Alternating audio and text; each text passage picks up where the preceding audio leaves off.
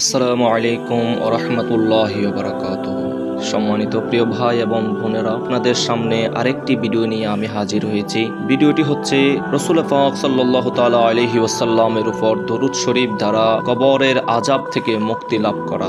রাসূল করিম সাল্লাল্লাহু তাআলা আলাইহি ওয়াসাল্লাম ইরশাদ করেন, ইন্নাল্লাহ তাআলা ইয়ানজুরু ইলা মান ইউসাল্লি আলাইয়া ওয়া মান নাযারাল্লাহু তাআলা ইলাইহি লা ইউআযযিবুহু আবাদান। নিশ্চয় আল্লাহ তাআলা দয়ার দৃষ্টি দান করেন ওই ব্যক্তির উপর যে আমার উপর দরুদ শরীফ পাঠ করে, আর যার উপর আল্লাহর দয়ার দৃষ্টি পড়বে আল্লাহ তাআলা তাকে কখনো আযাব দেবেন না। আল্লাহর দয়ার একটি দৃষ্টি বান্দার উপর সারা জীবনের ইবাদতের চেয়ে উত্তম। কেননা যে আল্লাহর দয়া প্রাপ্ত হয়েছে দুনিয়া আখিরাতের যাবতীয় নিয়ামত তার পদচুম্বন করবে, আর আল্লাহর দয়া প্রাপ্ত হয় নবী করিম সাল্লাল্লাহু তাআলা আলাইহি ওয়াসাল্লামের উপর দরুদ শরীফ পাঠ করা দ্বারা। আল্লামা ইমাম সাখাবী রাহমাতুল্লাহ আলাইহি বর্ণনা করেন, হযরতে মূসা আলাইহিস সালাতু ওয়াস সালামের সময়কালে একজন ব্যক্তি বড়ই পাজির গুনাহগার ছিল। বনী ইসরাইল তার উপর খুবই অসন্তুষ্ট ছিল।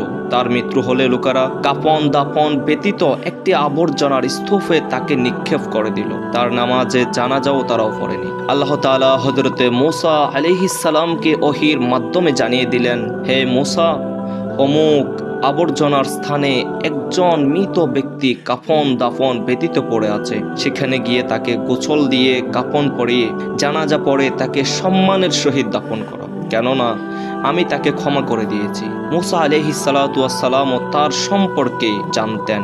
তিনি বললেন, হে আল্লাহ, তার গুনাহ কি কারণে ক্ষমা করে দিয়েছেন? তার কোন আমলটি তার মাগফিরাতের কারণ হলো? আল্লাহর পক্ষ থেকে জবাব আসলো, হে মূসা, তার মাগফিরাতের কারণ হলো একদিন সে তাওরাত শরীফ পাঠ করার সময় আমার মাহবুব হযরতে মুহাম্মদ মুস্তাফা সাল্লাল্লাহু তাআলা আলাইহি ওয়াসাল্লামের নাম দেখে দরুদ পাঠ করেছে, আর এই কারণেই আমি তাকে ক্ষমা করে দিয়েছি।